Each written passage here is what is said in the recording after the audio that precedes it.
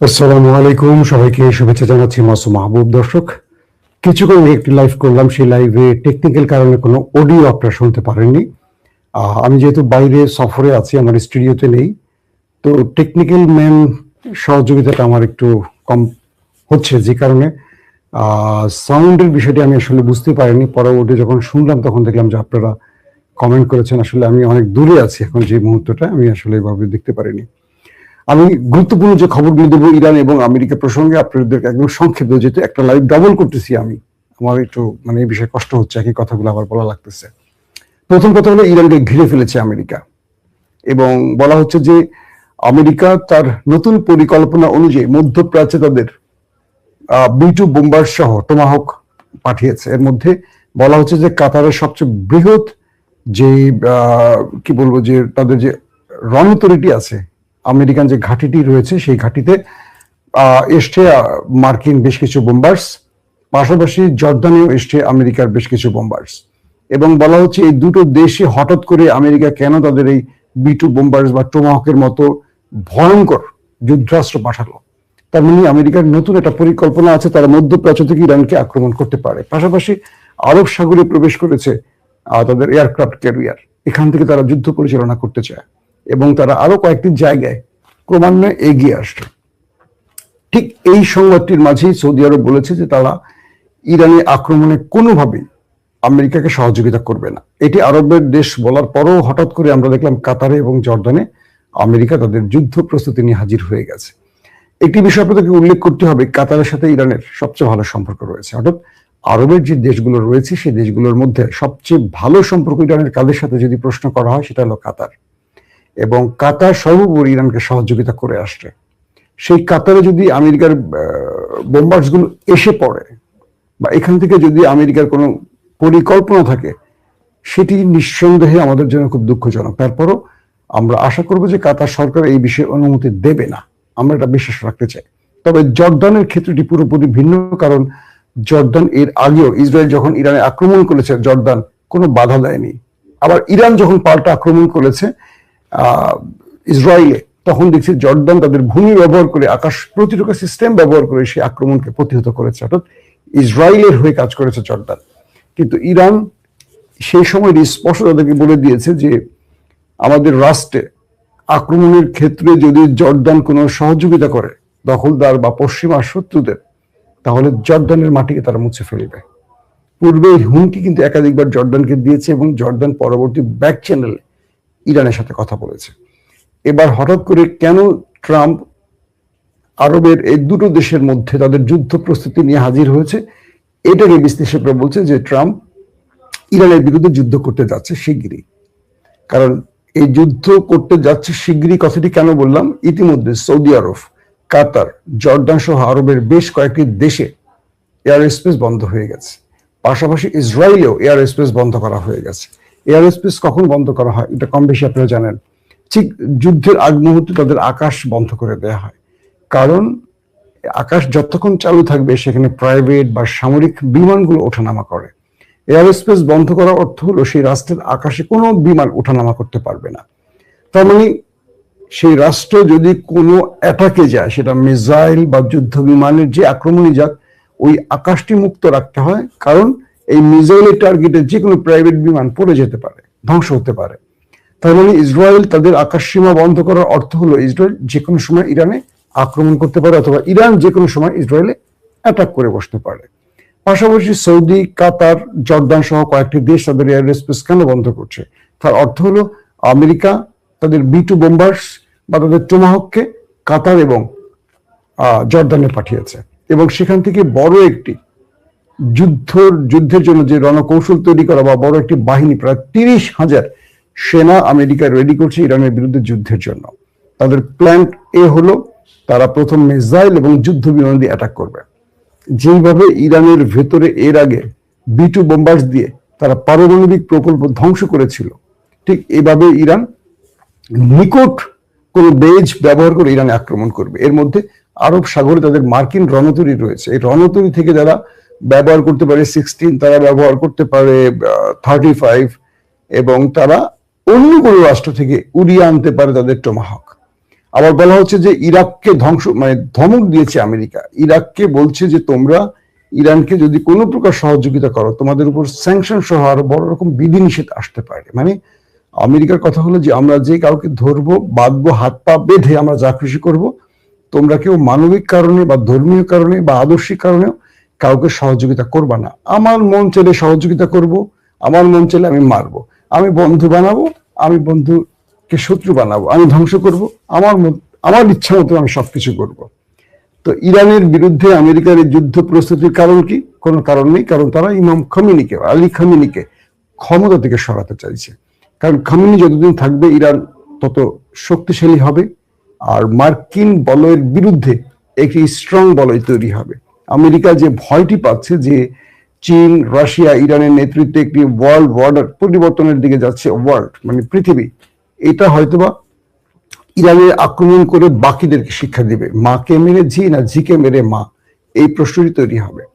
এদিকে ইরানের আক্রমণের যেই প্রচেষ্টাগুলোর বা যে লক্ষণগুলো আমরা দেখছি, সেই লক্ষণের এগেনস্টে কিছু লক্ষণ দেখলাম। ইরানের মাসুদ পেজেশকিয়ান প্রেসিডেন্ট, তিনি বলেছেন যদি ইরান আক্রান্ত হয় ইরান ছাড় দেবে না।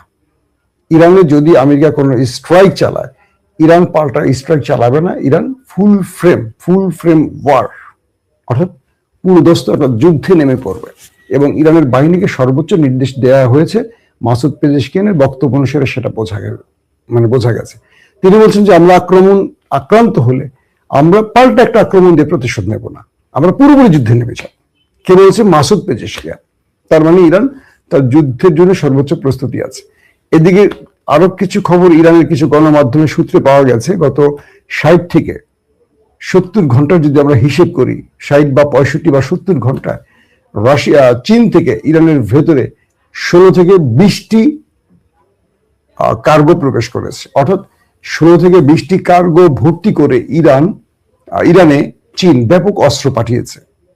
কয়েকটি সূত্র দাবি করছে যে এই অস্ত্রগুলোর অধিকাংশ হলো আধুনিক প্রযুক্তির অস্ত্র। অর্থাৎ যদি আমেরিকা বা ইসরায়েল আক্রমণ করে বসে ইরানের ভেতরে, সেক্ষেত্রে ইরান যেন সেই আক্রমণ মোকাবেলা করতে পারে। কারণ আমেরিকা তার যে লেটেস্ট ভার্সনের B2 বোম্বার্স বা 35 থেকে অ্যাটাক বা আদার্স কোনো মিসাইল ব্যবহার বা ড্রোন ব্যবহার করার যে পরিকল্পনা করছে বা ইলেকট্রনিক্স ওয়ারফেয়ার ব্যবহারের যে পরিকল্পনা করছে, এটাকে যে কোনো ভাবেই ইরান যেন ধ্বংস করতে পারে, সেই জন্য ইরানকে যা যা দেবার চীন সেগুলো দিচ্ছে।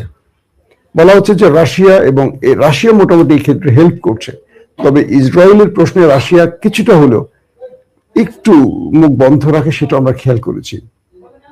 ভ্লাদিমির পুতিন নেতানিয়াহুর সাথে যতই টেলিফোনে কথা বলছেন, কিন্তু আমরা দেখছি নেতানিয়াহু আরো অ্যাগ্রেসিভ হয়ে যাচ্ছেন ইরানের বিষয়ে। অর্থাৎ ইসরায়েল রাশিয়ার একটা বড় রকম কন্ট্রোলার, আমরা এটুকু বুঝতে পারছি। অর্থাৎ এই দেশটি অর্থনৈতিক ভাবে এমন ভাবে সমৃদ্ধ বা এত স্ট্রং হয়েছে যে রাশিয়ান আলিগারদের মধ্যে বিশাল সংখ্যক ইহুদিরা রয়েছে, যে কারণে ভ্লাদিমির পুতিন ইসরায়েলের বিরুদ্ধে বেশি কিছু করতে পারে না। আমরা দেখেছি যে রাশিয়াকে সর্বাধিক সহযোগিতা করেছিল ইরান ইউক্রেন আক্রমণে, কিন্তু ইসরায়েল ইরান যুদ্ধে আমরা রাশিয়াকে সেভাবে খুঁজে পাইনি যেভাবে পেয়েছিলাম চীনকে। তো এবারও দেখলাম চীন মানে প্রতিদিনই নতুন আপডেট আসছে, চীনের কার্গো ঢুকছে একটার পর একটা, ইরানে একটার পর একটা ঢুকছে। সেখানে প্রচুর মিসাইল, আকাশ প্রতিরক্ষা সিস্টেম পাঠিয়েছে। অর্থাৎ আমেরিকা যে সম্ভাব্য অ্যাটাকের পরিকল্পনা করছে, এই তথ্যগুলো অগ্রিম চীন বা ইরান জানছে এবং সে আক্রমণ মোকাবেলায় যা যা লাগবে, অর্থাৎ চীনের কাছে যা যা আপডেট আছে, চীন সেগুলো ইরানকে দিচ্ছে। ইরান তার তেলের বিনিময়, একদিকে তেল বিক্রি হয়ে যাচ্ছে, তো তেলের বিনিময়ে অস্ত্রগুলো কিনছে চীন থেকে। অর্থাৎ চীন 12 দিনের ইরান ইসরায়েল যুদ্ধের মতো এবারও বন্ধু হয়ে প্রবেশ করেছে বা বন্ধু হয়ে দাঁড়িয়েছে পাশাপাশি রাশিয়া এবং পাকিস্তানও তুরস্ক এবং পাকিস্তানও গোপনে সহযোগিতা করছে ইরানকে, এমন তথ্য পাওয়া গেছে এবং দাবিও করছে ইসরায়েলের মতো একটি দেশ। এখন প্রশ্ন হলো, এই লড়াইটা শেষ পর্যন্ত কি লেগে যাচ্ছে?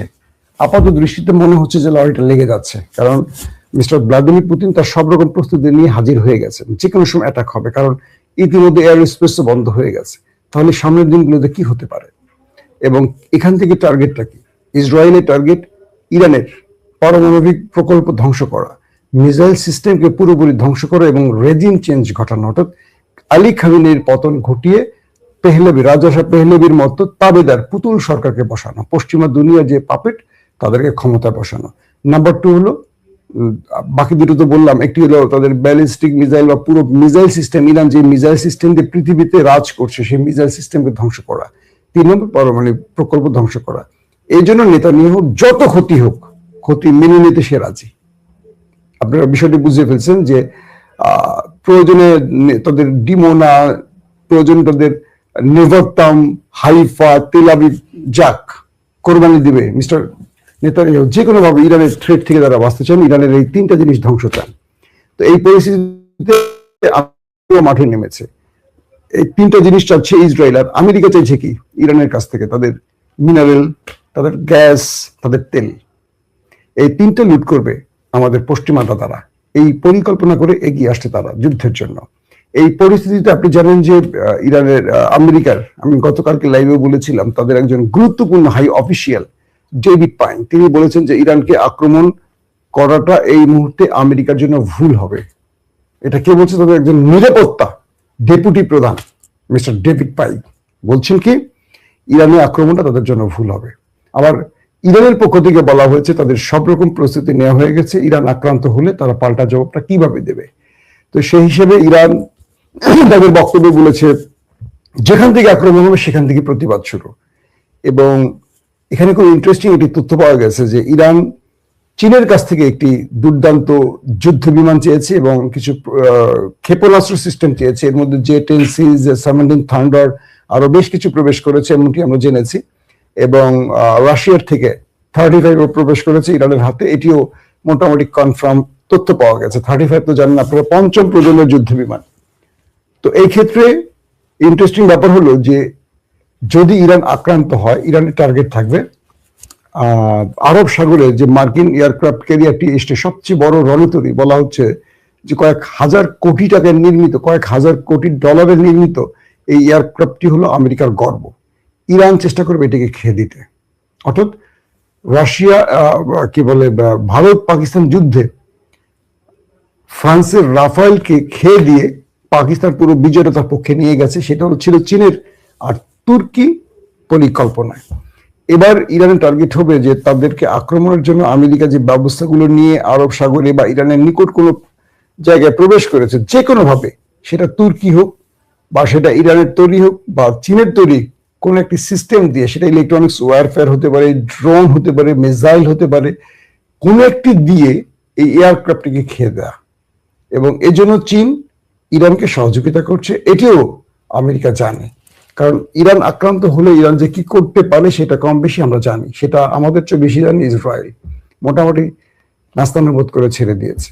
তো এই পরিকল্পনায় এই মুহূর্তে দেশ দুটো যুদ্ধের জন্য সর্বোচ্চ প্রস্তুতি নিয়ে আছে। যে কোনো সময় আপনারা হয়তো খবর পাবেন ইরানে আক্রমণ শুরু হয়ে গেছে এবং ইরানও পাল্টা জবাব দেওয়া শুরু করেছে। প্রশ্ন হতে পারে, ইরান কি আমেরিকার সাথে পারবে?